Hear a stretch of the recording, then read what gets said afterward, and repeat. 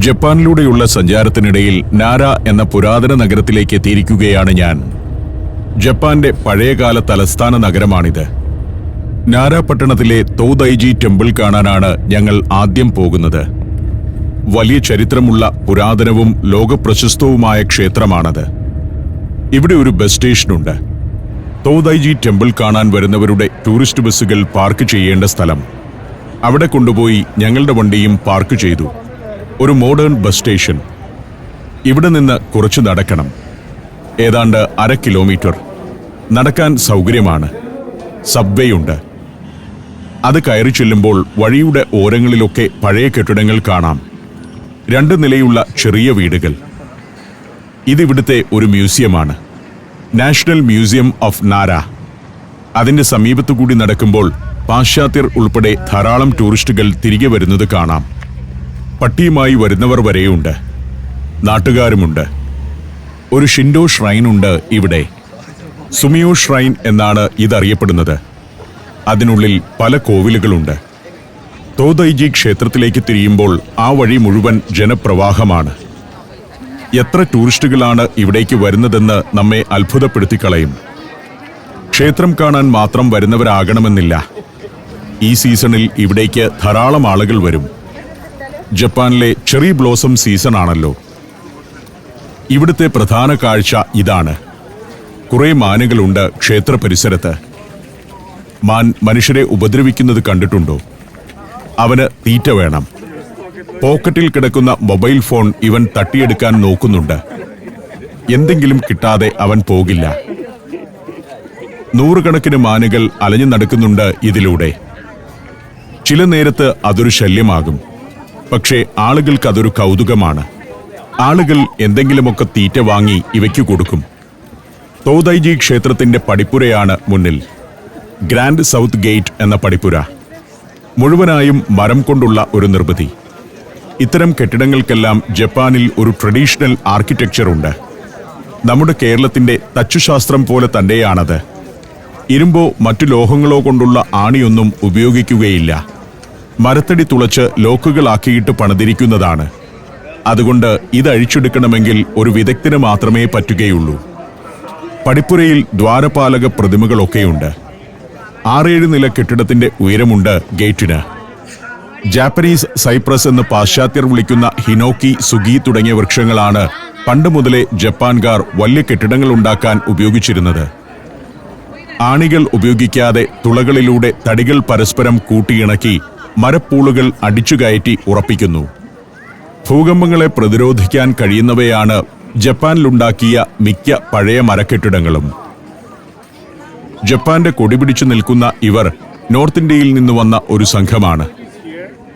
ലോകത്തിന്റെ നാനാഭാഗത്തു നിന്നും ഗ്രൂപ്പ് ടൂറുകൾ വരുന്നു. നടന്ന് ഞങ്ങൾ സെൻട്രൽ ഗേറ്റ് എന്ന പ്രധാന പടിപ്പുരയുടെ മുന്നിലേക്കെത്തി.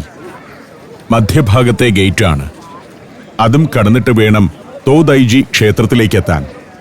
പക്ഷേ അതിലൂടെ നേരെ ക്രോസ് ചെയ്തല്ല നമ്മൾ പോകുന്നത്. ചുമോൺ ഗേറ്റ് എന്നാണ് ഇതിവിടെ അറിയപ്പെടുന്നത്. അതിന്റെ 2 വശത്തേക്കും നീണ്ടുകിടക്കുന്ന വലിയൊരു ഹോള് പോലത്തെ ഭാഗമുണ്ട്.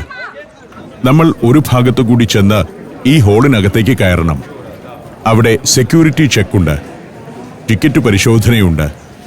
അതെല്ലാം പൂർത്തിയാക്കി തുടർന്ന് ഒരു നീളൻ നെടുമ്പുരയിലൂടെ നടന്നു. അങ്ങകലെ കാണുന്നതാണ് തോദൈജി ക്ഷേത്രം, ചരിത്രപ്രസിദ്ധമായ ബുദ്ധക്ഷേത്രം. പൂർണ്ണമായും മരം കൊണ്ട് പണിത ലോകത്തിലെ ഏറ്റവും വലിയ കെട്ടിടമാണത്. ഒരു അത്ഭുത നിർമ്മിതി. ഇവിടെ നിന്ന് നോക്കുമ്പോൾ ചെറിയ കെട്ടിടമായിട്ട് തോന്നും. പക്ഷേ അതിന്റെ തിണ്ണയിൽ കയറി നിൽക്കുന്ന ആളുകളുടെ വലിപ്പവുമായി താരതമ്യം ചെയ്താൽ മനസ്സിലാകും അതിനൊരു 20 നില കെട്ടിടത്തിന്റെ ഉയരമുണ്ടെന്ന്. ഞങ്ങൾ അങ്ങോട്ട് നടക്കുകയാണ്. 1200 വർഷങ്ങൾക്ക് മുൻപ് സ്ഥാപിച്ചതാണ് തോദൈജി ക്ഷേത്രം. തുടർന്നുള്ള കാലത്ത് അതിൽ പല നിർമ്മാണ പ്രവർത്തനങ്ങളും നടന്നിരുന്നു. നമ്മൾ ഇന്ന് കാണുന്ന ക്ഷേത്രം 1709 നിർമ്മിച്ചതാണ്. ഷോമു എന്ന ചക്രവർത്തി AD 738 തോദൈജി ക്ഷേത്രം പണിയുന്നത്. എന്നാൽ 752 വരെ, അതായത് 14 വർഷം ക്ഷേത്രം തുറക്കാതെ കിടന്നു. പിന്നീട് ഇവിടേക്ക് തീർത്ഥാടക പ്രവാഹം തുടങ്ങി. ഇന്നത് ടൂറിസ്റ്റുകളുടെ പ്രവാഹമായി മാറിയിരിക്കുന്നു. അടുത്തു ചെല്ലുമ്പോൾ ഇവിടെ വലിയൊരു ക്യൂ കണ്ടു. ഞാൻ ആദ്യം വിചാരിച്ചത് അകത്ത് കയറണമെങ്കിൽ ക്യൂ നിൽക്കണമെന്നാണ്. ഇവിടെ ഒരു പുഷ്പമണ്ഡപം ഉണ്ടാക്കി വെച്ചിട്ടുണ്ട്. ഇന്ന് ബുദ്ധന്റെ പിറന്നാളാണ്. അതിനുള്ള സ്പെഷ്യൽ വണക്കമാണ് നടക്കുന്നത്. നീണ്ട ക്യൂ ആണ്. ഭക്തരായിരിക്കാം കൂടുതലും. സായിപ്പുമാരും നിൽക്കുന്നുണ്ട് ആ കൂടെ. പൂക്കൾ കൊണ്ടൊരു ചെറുമണ്ഡപം. അതിൽ ബാലബുദ്ധന്റെ പ്രതിമയുണ്ട്.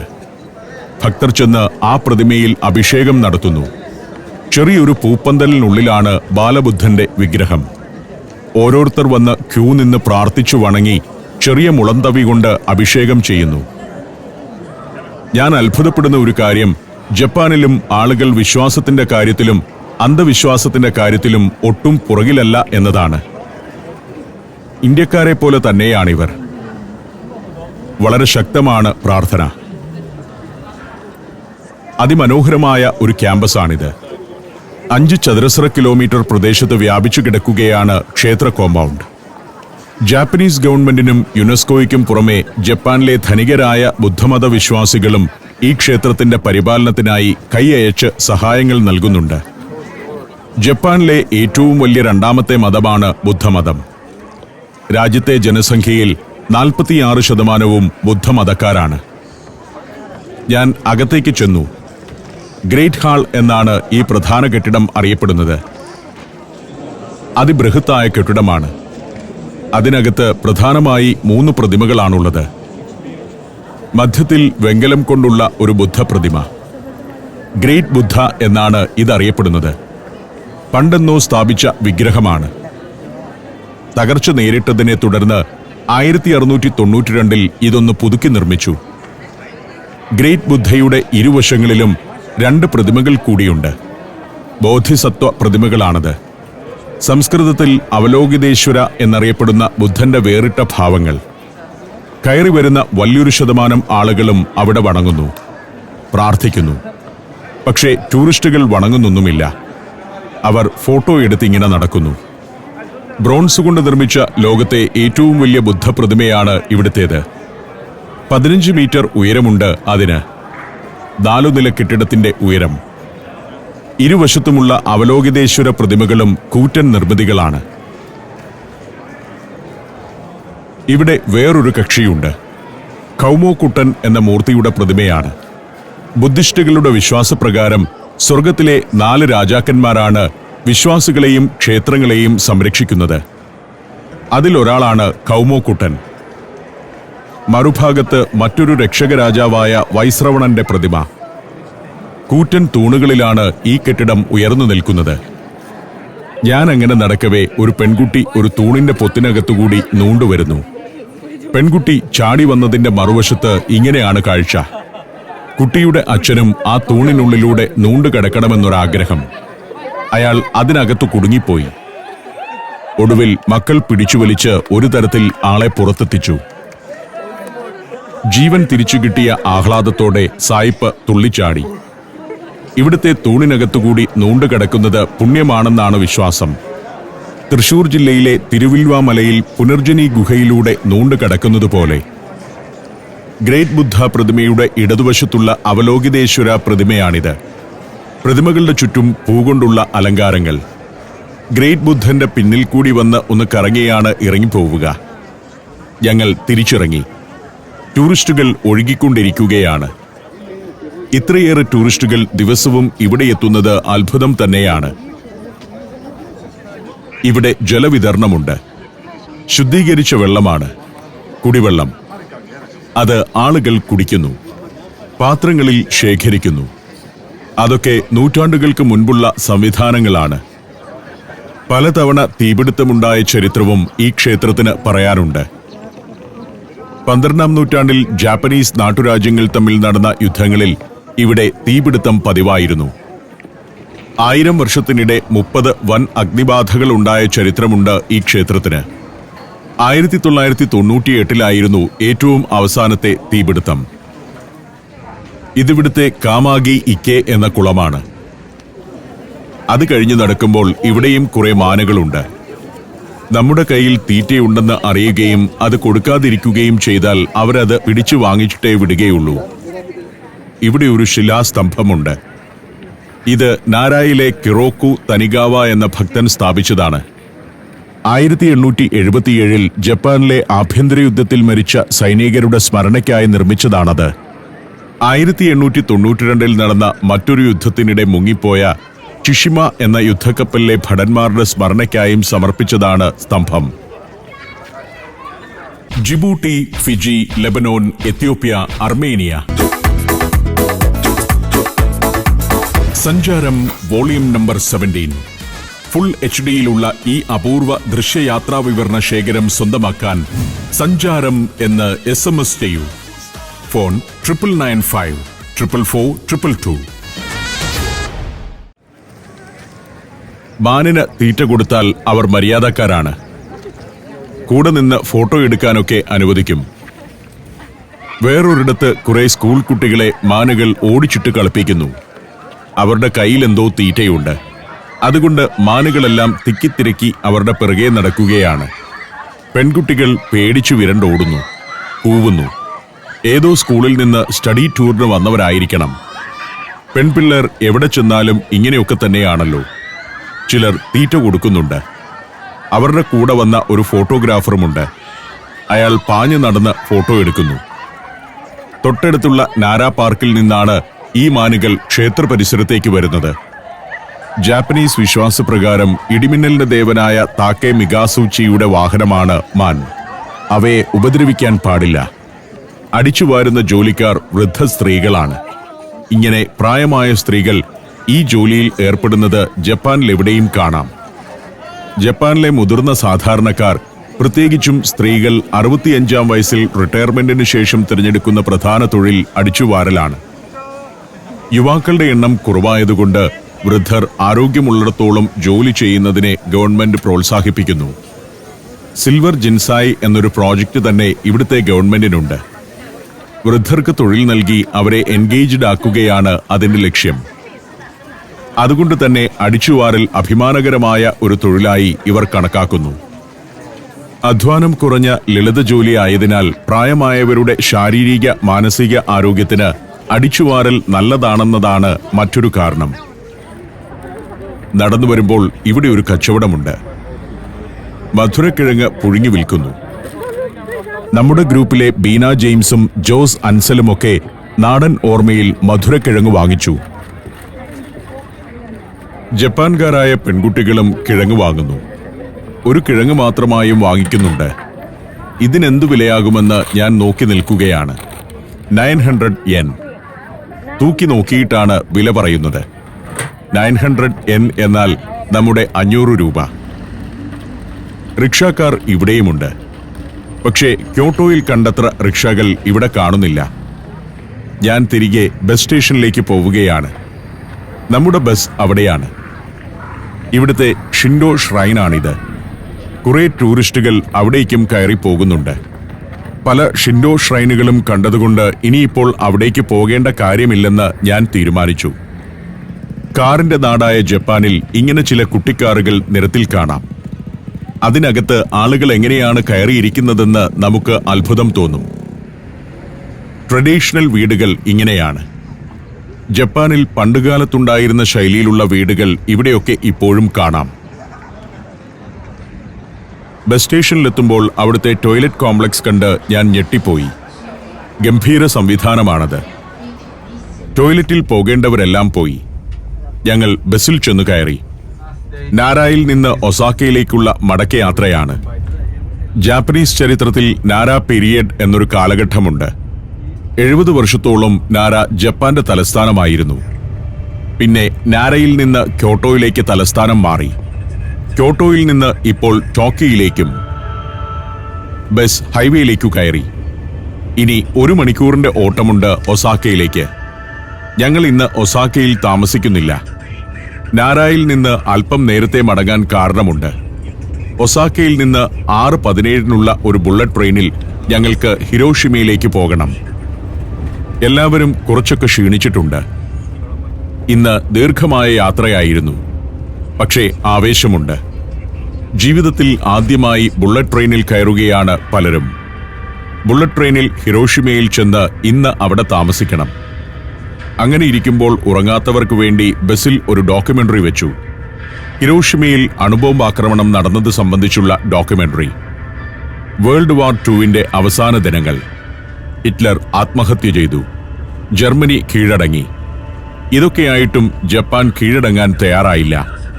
അപ്പോഴേക്കും യുദ്ധം തുടങ്ങിയിട്ട് 6 കൊല്ലത്തോളമായിരുന്നു. യുദ്ധം എങ്ങനെയെങ്കിലും അവസാനിപ്പിക്കണം. എല്ലാ രാജ്യങ്ങളും അതിനുവേണ്ടി കിണഞ്ഞു പരിശ്രമിക്കുകയാണ്.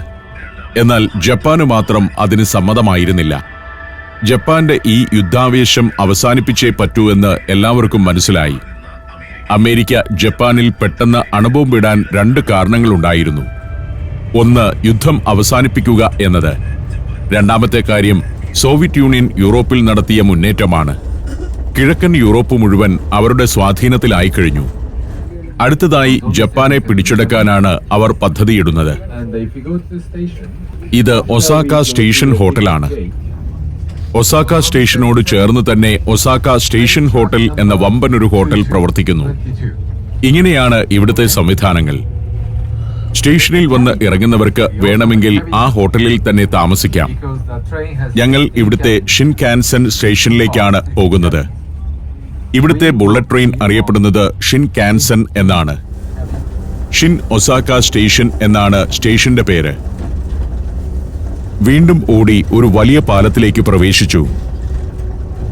യോദോ നദിക്ക് കുറുകെയുള്ള പാലം കടന്നാണ് പോകുന്നത്. ഒസാക്ക നഗരമധ്യത്തിലൂടെ ഒഴുകുന്ന നദിയാണ് യോദോ. 75 കിലോമീറ്റർ നീളമുള്ള നദി. എന്തുകൊണ്ടാണ് അമേരിക്ക ജപ്പാനിൽ ആറ്റം ബോംബിട്ടത് എന്ന കഥയാണ് നമ്മൾ പറഞ്ഞു വന്നത്. യുദ്ധത്തിൽ ജർമ്മനി തകർന്നു.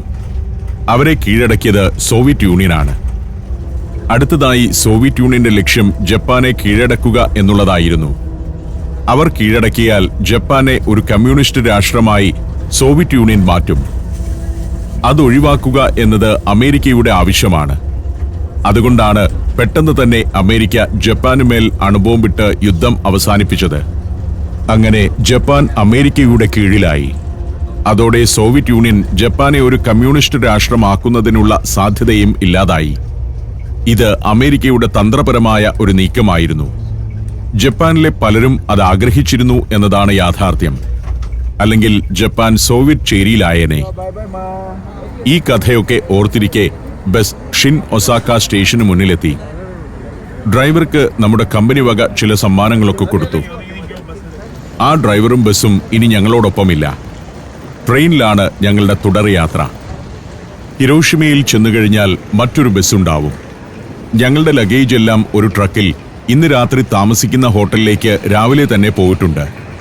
അതിനാൽ സംഘത്തിലുള്ളവർ ലഗേജും ചുമന്നുകൊണ്ട് നടക്കേണ്ടതില്ല. ഇത്തരം യാത്രകളിൽ സഞ്ചാരം അങ്ങനെ ചില സൗകര്യങ്ങൾ പ്ലാൻ ചെയ്യും. വലിയ ലഗേജുമായി ട്രെയിനിൽ യാത്ര ചെയ്യുന്നത് അസൗകര്യമായതുകൊണ്ട് രാവിലെ തന്നെ ഹോട്ടലിൽ നിന്ന് ലഗേജൊക്കെ ഹിരോഷിമയിലെ ഹോട്ടലിലേക്ക് കയറ്റിവിട്ടിരിക്കുകയാണ്. അത്യാവശ്യം ഹാൻഡ് ലഗേജ് ആവശ്യമുള്ളവർക്ക് എടുക്കാമെന്നാണ് പറഞ്ഞിട്ടുള്ളത്. അല്ലാത്ത ലഗേജ് എല്ലാം ഇന്ന് ഞങ്ങൾ താമസിക്കുന്ന ഹോട്ടലിൽ എത്തിക്കഴിഞ്ഞിരിക്കും. കൂറ്റനൊരു സ്റ്റേഷനാണ് shin Osaka. Shinkansen bullet train വരുന്ന സ്റ്റേഷനാണ്. ഞങ്ങൾക്ക് പോകേണ്ട ട്രെയിൻ 22ാമത്തെ പ്ലാറ്റ്ഫോമിലേക്കാണ് വരുന്നത്. ഞങ്ങൾ 22ാമത്തെ പ്ലാറ്റ്ഫോമിലെത്തി. 6:17 ഇവിടെ നിന്ന് പുറപ്പെടുന്ന ഒരു നസോമി ട്രെയിനുണ്ട്. അതാണ് ഞങ്ങൾക്കുള്ളത്. 2 സൈഡിലും പ്ലാറ്റ്ഫോമുകളാണ്. അവിടെയെല്ലാം ബുള്ളറ്റ് ട്രെയിനുകൾ കിടക്കുന്നുണ്ട്. ഓരോ 6 മിനിറ്റ് കൂടുമ്പോൾ ബുള്ളറ്റ് ട്രെയിനുകൾ ഇങ്ങനെ വന്നുകൊണ്ടിരിക്കും. ഇവിടെ 2 ദിശകളിലേക്കും ട്രെയിനുകൾ കൃത്യമായ ഇടവേളകളിൽ ഓടിക്കൊണ്ടിരിക്കും, ഓരോ 6 മിനിറ്റിലും. അങ്ങനെ നിൽക്കുമ്പോൾ ഒരു ട്രെയിൻ പ്ലാറ്റ്ഫോമിലേക്ക് വന്നു. രസമാണ് അതിന്റെ മുൻവശമൊക്കെ കാണാൻ. ഒരു വലിയ തിരണ്ടി മത്സ്യത്തിന്റെ മുൻഭാഗം പോലെയിരിക്കും. അവന് മുകളിൽ ഒരു ഫിൻ ഒക്കെയുണ്ട്. ഇപ്പോൾ ഇത്രയും നല്ല ട്രെയിനുകൾ നമുക്കൊരു അത്ഭുതമായിരിക്കില്ല. വന്ദേ ഭാരതിന്റെയൊക്കെ എത്രയോ കൂടിയ സ്പീഡിലാണ് ഷിൻകാൻസൻ ഓടുന്നത്. മണിക്കൂറിൽ 320 കിലോമീറ്റർ സ്പീഡിൽ. ഓരോ ബോഗിയുടെയും വാതിൽ വന്നു നിൽക്കുന്നത് കൃത്യമായി പ്ലാറ്റ്ഫോമിലെ വാതിലുകളുടെ നേരെ തന്നെയായിരിക്കും. നമ്മുടെ മെട്രോയൊക്കെ പോലെ തന്നെ. പക്ഷേ 60കളിലും 70കളിലും ഇവർ ആ സംവിധാനം കൊണ്ടുവന്നു എന്നുള്ളതാണ് പ്രത്യേകത. ആദ്യം പ്ലാറ്റ്ഫോമിന്റെ ഒരു ഗേറ്റ് തുറക്കും. അത് കഴിഞ്ഞ് വണ്ടിയുടെ വാതിൽ തുറക്കും. പാസഞ്ചേഴ്സ് ഇറങ്ങും. ജപ്പാൻകാർ വളരെ ഡിസിപ്ലിൻഡ് ആണല്ലോ. ട്രെയിനകത്ത് വർത്തമാനമൊന്നും പറയില്ല. മറ്റാളുകളെ ശല്യപ്പെടുത്തുന്ന ഒരു പരിപാടിയുമില്ല. അവർ ക്യൂ നിന്നേ ട്രെയിനകത്ത് കയറുകയുള്ളൂ. കുറെ പേർ കയറി. ആദ്യം പുറത്തെ വാതിലടഞ്ഞു. ഒപ്പം തന്നെ അകത്തെ വാതിലടഞ്ഞു. പിന്നെ ട്രെയിൻ പുറപ്പെടാൻ വലിയ താമസമില്ല. ഞാനതെല്ലാം കണ്ടങ്ങനെ നിന്നു. ഓരോ 5-6 മിനിറ്റിൽ ഓരോ ട്രെയിനുകൾ വന്നുകൊണ്ടിരിക്കും.